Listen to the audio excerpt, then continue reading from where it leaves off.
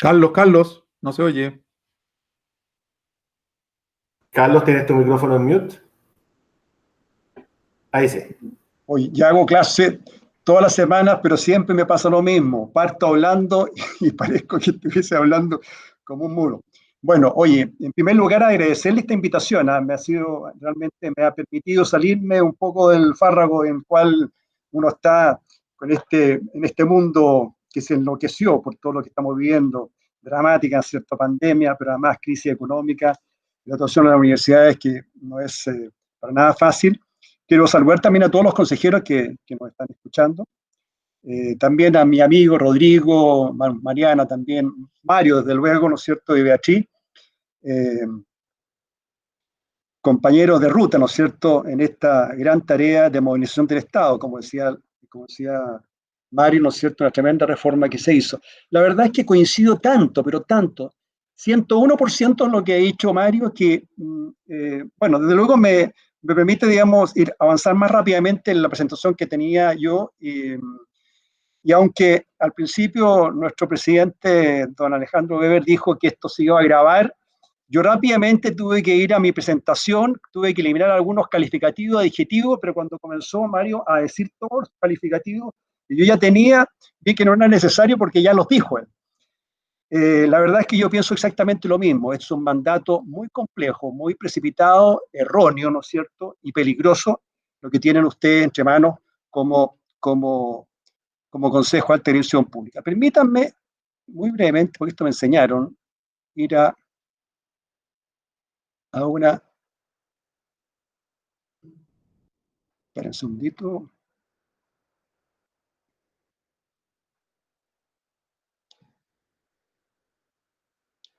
Espérense un segundito, por favor. Esto no es fácil para mí. Tengo una pantalla completa. Está abierto esto. Compartir.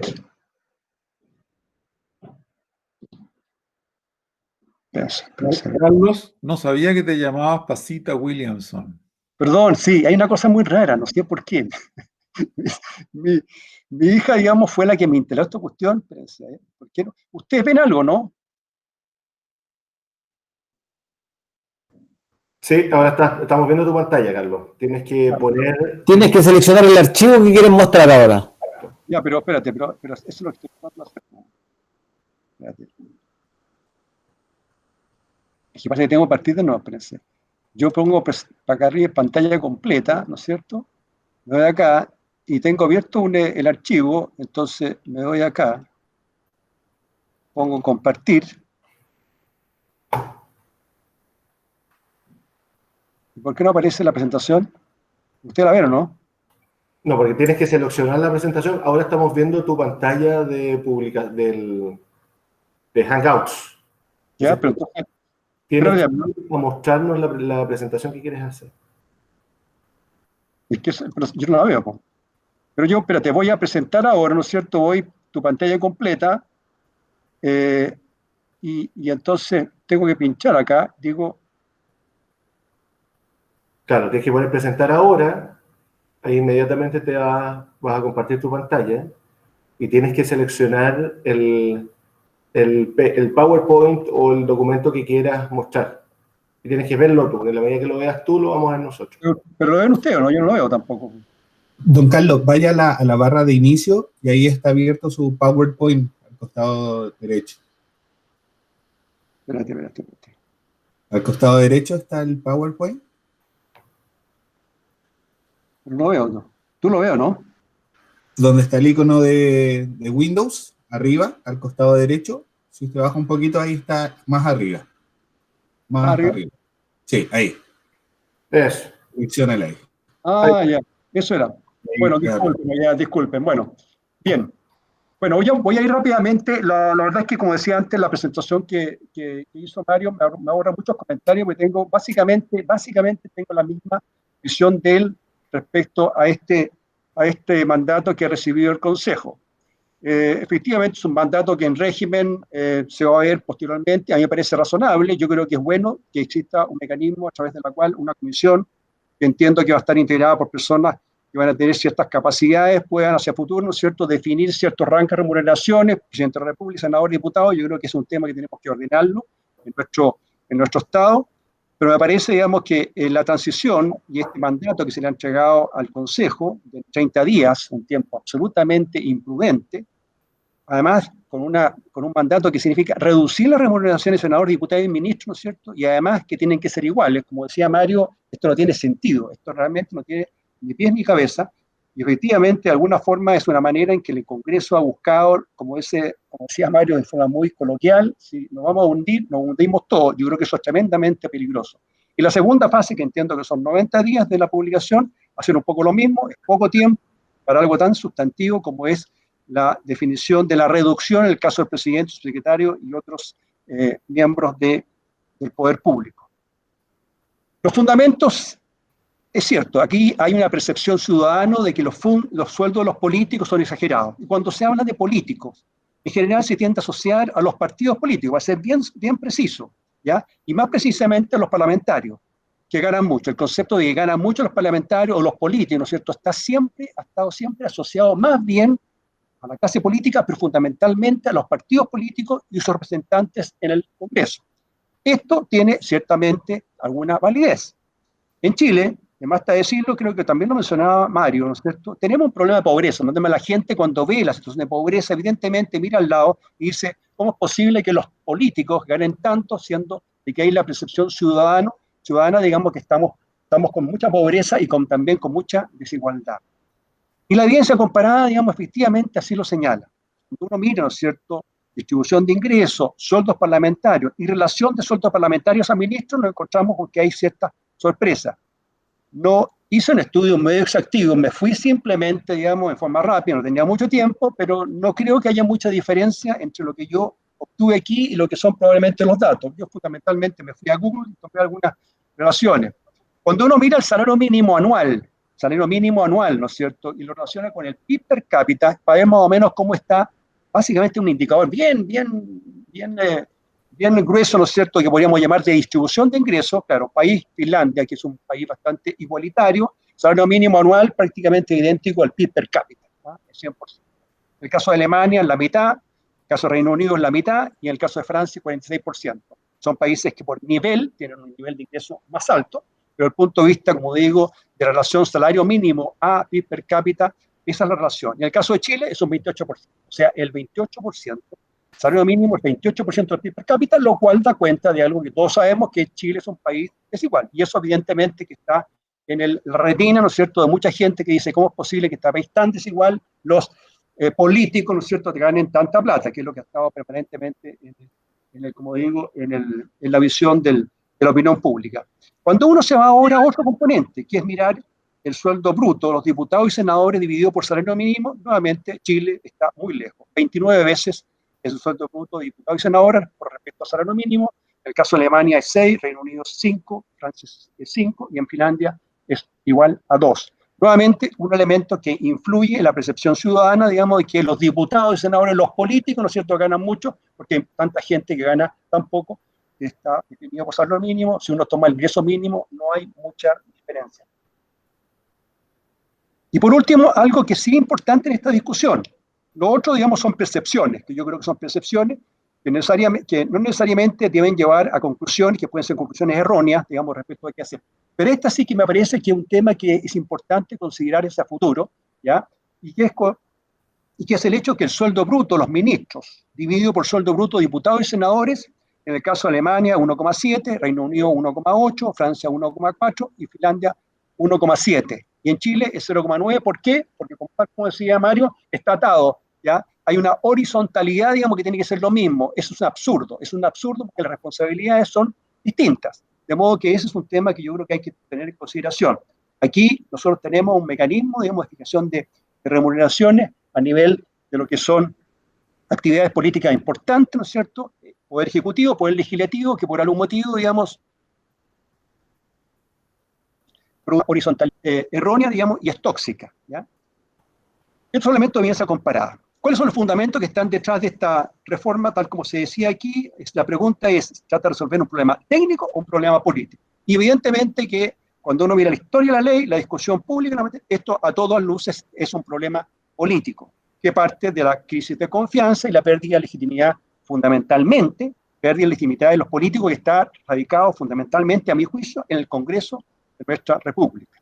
Entonces, si es un problema de legitimidad, la pregunta que tenemos que hacernos, la pregunta que tiene que hacerse el Consejo también, ¿no es cierto?, es, ¿ayuda una baja remuneraciones a que la ciudadanía confíe más en su clase política? ¿Ayuda una baja remuneraciones a mejorar la calidad de la política? Y la respuesta, a mi juicio, es definitivamente no. No ayuda en tal sentido. Y por lo tanto es preocupante este mandato por las consecuencias que ello puede tener. Los fundamentos. Nuevamente decíamos nosotros, ¿qué pretende lograr esta reforma? Tratar de resolver un problema técnico, un problema político. Tal como lo mencionaba, digamos, es básicamente un problema de legitimidad. Perdón, estaba repitiendo la... Entonces, esta transición es de corto plazo. La verdad es que al principio, cuando me mandaron los primeros antecedentes, yo pensé que esto efectivamente iba por un corto periodo de tiempo, pero de mirar un poco los antecedentes, está claro que el Consejo no está tomando una decisión, no va a tomar una decisión que va a ser de corto plazo, porque corto plazo en Chile podría ser 2 meses, 3 meses, pero si esta decisión, digamos, tiene un lapso de tiempo mayor, creo que es preocupante porque esto puede realmente incidir en el desarrollo futuro de la actividad política, tanto en el Congreso como a nivel ejecutivo. Entiendo que la Comisión fijó un plazo, ¿no es cierto?, que son antes de 18 meses de finalizar el respectivo gobierno. Es altamente improbable que la ley orgánica constitucional que la crea esté lista para que eso ocurra en esta administración. Por lo tanto, es de enorme responsabilidad porque esta transición podría ser perfectamente bien en 4 años, y en 4 años va a haber cambio al Congreso, va a haber cambio al Poder Ejecutivo. Por lo tanto, lo que se haga hoy día, el mandato que se le pide al Consejo hoy día, ¿no es cierto?, puede tener tremendas consecuencias en el futuro. Por lo tanto, tiene que ser enormemente responsable el Consejo para tomar una decisión que no tenga consecuencias negativa desde el punto de vista del desarrollo de la actividad política en el futuro en nuestro país. Como decía Mario, el mandato es un presente griego. Poco tiempo y contenido de dudosa validez desde el punto de vista de la política pública. Tal como decía, poca claridad del mandato. Aquí también tenemos que tener presente es qué efectos, qué consecuencias tiene esto. La reforma es claramente imprecisa. La pregunta que tenemos que hacer no es cómo la fijación de rentas que haga el Consejo ADP impactará en otras leyes y otras remuneraciones. Esto requeriría un estudio acabado del Consejo. 30 y 90 días para la envergadura de la tarea, ¿es posible? Difícil. No debiese ocurrir que por rebaja la renta a los subsecretarios, tal como también decía Mario, esto tenga un efecto cascada y, por ejemplo, se termina afectando en el futuro a la ley 19.882 y a los jefes de servicio ADP, que podría ser el comienzo del fin de una reforma que fue tremendamente importante desde el punto de vista de introducir profesionalización en la actividad política del Poder Ejecutivo. Los criterios, digamos, que se han mencionado, ¿no es cierto?, utilizar la escala única de sueldos, que entiendo que está bastante desactualizada, la situación económica del país, evidentemente que la situación económica del país es preocupante, digamos, hay reducciones de remuneraciones, pero lo que haga el Consejo va a tener consecuencias no solamente en el periodo de crisis económica, pandemia, probablemente por 4 años, y eso, por lo tanto, es un elemento central que tiene que estar muy bien incorporado. Y la política comparada me parece relevante, importante, yo entiendo que el Consejo tiene que haber hecho algún estudio, una mirada de qué está pasando en el extranjero, ¿ya? Yo mostré algunos antecedentes y eso tiene que ser también considerado en la decisión.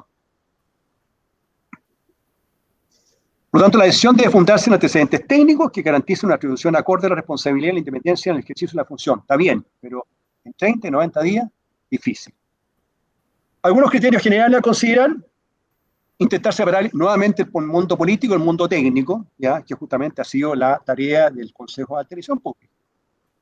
Debe quedar completamente claro que esto debe excluir en el futuro el mundo de la ADP ahora y siempre. Lo segundo, a mi juicio, no es justo que los ministros de Estado paguen los costos del prestigio de los políticos que fundamentalmente, y esta es una opinión personal, está radicado más en el Poder Ejecutivo que en el Congreso. Los ministros de Estado tienen responsabilidad sustantiva en el diseño de políticas públicas y la conducción política del país. No deben ser arrastrados, a mi juicio, de este frenesí legislativo para lavar la imagen del Congreso en un momento donde todos sabemos que el Congreso está con una visión del punto de vista de la opinión pública muy baja.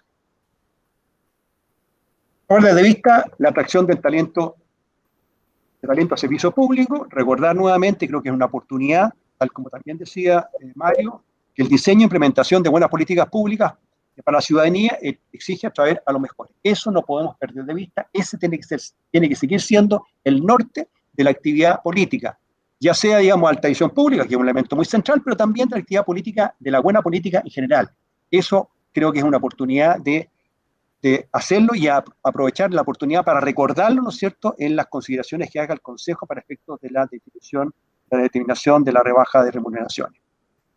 El Consejo debe ser cuidadoso, a mi juicio, de no afectar a quienes tengan un costo de oportunidad significativo, sea que ocupen cargos en el gobierno central, fundamentalmente hoy día, ¿no es cierto?, ministros, subsecretarios, para el futuro gobierno, e incluso también cargos en el Congreso, ¿ya? Lo peor sería, en este caso, que el remedio sea peor que la enfermedad y con una rebaja sustantiva de remuneraciones, nos quedemos con malas personas que ocupen cargos ejecutivos para el próximo gobierno y malos miembros del Congreso, senadores y diputados que sean electos en la próxima elección del próximo año. No tenemos que, por lo tanto, tenemos que cuidarnos frente a la mediocridad. Y por eso también, digamos, cuidado de no hacer pagar a justos por pecadores. Hay mucha gente, digamos, en el Congreso y en el Poder Ejecutivo que hacen una buena labor, son políticos de alta capacidad y por lo tanto aquí hay que tener cuidado con arrastrar a todos aquellos que realmente están haciendo una buena función por una decisión que puede ser precipitada.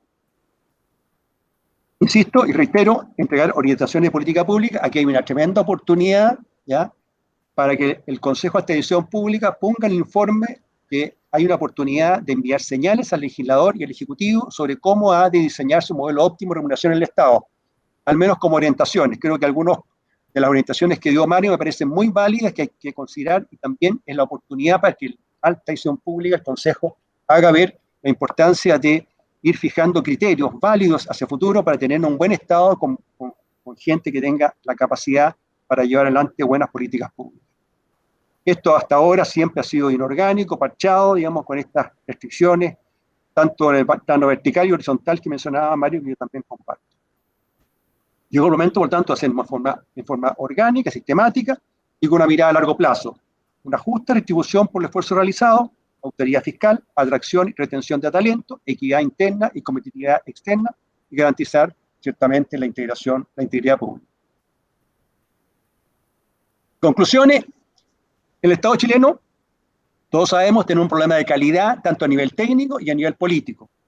La ADP, también lo sabemos, es un proyecto incompleto. No ha penetrado en toda la capa, ¿no es cierto?, de cargos intermedios, donde todavía están siendo de alguna forma orientados y definidos de acuerdo a criterios políticos, de operación política, más criterios técnicos de capacidad de ejecución de políticas públicas. Y también la calidad de la política en Chile es baja. El desprestigio de la calidad del funcionamiento del Estado condujo hace 18 años a la necesidad de llevar adelante una reforma del Estado para reemplazar los operadores políticos por técnicos, nació la ADP, que ha sido, coincido también con Mario, la principal reforma que se ha hecho en los últimos 40 o 50 años al Estado chileno.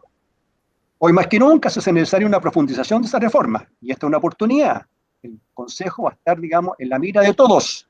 Y por lo tanto, es necesario seguir atrayendo profesionales capaces, y por lo tanto hay una tremenda oportunidad que el Consejo de Atención Pública téngase presente. El desprestigio, sin embargo, de la política en Chile no es de la política en grande, por favor. La política en grande es una noble actividad. Así lo decía Aristóteles, ¿no es cierto? El desprestigio es de los políticos, que han despojado a la política de su origen, que es la vocación de servicio público, para transformarlo en una forma de dominación. Es decir, el poder como una forma de sobrevivencia, o yo o el adversario, no ambos. Y eso conduce al profesionalismo de la política, no de la profesionalización de la política, profesionalismo de la política, que a mi juicio es una operación política que tiene como objetivo la búsqueda del poder, no en favor del pueblo, ¿no es cierto?, o de los gobernados, sino para dominar a mi adversario. El mandato, creo que se le ha entregado al Consejo, es maquiavélico, establece un mal medio para un fin que es loable. Es preciso revitalizar la política, pero la política en grande, y no la trinchera mezquina del poder por el poder. Pero esto no lo permite un mandato que tiene una serie de inconvenientes. Bajar los sueldos hoy es una medida injusta. Desde luego me parece muy injusto. Imagínense usted que el Consejo decidiera, voy a hacer un comentario, digamos, que sería, digamos, de loco, que el Consejo dijera, oye, pero que los políticos ganen sueldo mínimo o el ingreso mínimo, 500.000 pesos. Fuera, digamos, las consecuencias horribles que tendría eso desde el punto de vista del funcionamiento del Estado, ¿cómo no sería injusto? Que a los ministros de Estado y después a los subsecretarios, que a los diputados y senadores se les diga, no, usted a partir, digamos, en unos meses más va a comenzar a ganar, digamos, 500.000 pesos, sueldo y el ingreso mínimo. Es injusto. Está bien para el futuro, pero no ahora. Es además precipitado. Más parece como una medida al estilo del circo romano para sofocar la ira y la desafección del pueblo por la clase política, en particular con el Congreso. Me parece que es una medida imprudente y muy poco meditada. La medida busca poner freno a un supuesto abuso de los miembros del Congreso. Este abuso y la percepción que hay hacia afuera, este abuso deriva, y también lo dijo Mario, y lo reitero, deriva y se asocia a los pagos a personal de apoyo y muchos otros gastos de enorme e incierta productividad y de probablemente muy baja rentabilidad social. Ayer me puse a mirar, digamos, tomé diputados de gobierno, diputados de oposición, algunos muy mediáticos, ganan 9.349.000, ¿no es cierto?, en términos brutos, líquido 7 millones y tanto. Me parece, desde el punto de vista, digamos, sueldo me parece razonable. ¿No? Yo estoy de acuerdo con Mario, digamos, que aquí no estamos hablando, digamos, de sueldos que sean millonarios, ¿cierto? Son otros los problemas que tiene la clase política. No necesariamente, digamos, a través de los sueldos, pero el personal de apoyo prácticamente duplica. Yo estuve mirando, digamos, así me di la lata, digamos, mirar los personal de apoyo y tengo toda la impresión que probablemente muchos personal de apoyo tiene súper baja productividad. Y hay muchos otros gastos. Alguien mencionaba, me parece que hay otros gastos adicionales en viajes y otros viáticos que también se pagan, que llevan finalmente a que el gasto por persona a nivel de diputados y senadores sea exorbitante. Y esa percepción la tiene la opinión pública y por eso la opinión pública tiene una mirada que es negativa, pero sin embargo no tiene que llevar al Consejo a llevar a que esto se traduzca finalmente en una rebaja que puede tener, que puede tener nefastas consecuencias en el funcionamiento del Estado en el futuro, tanto a nivel del poder ejecutivo como el poder legislativo. La sugerencia, si hubiese que hacer algo, si reduzca, por favor, no pase del 10% de reducción. Muchas gracias. Muchas gracias, Carlos, por tu presentación. Y en honor al tiempo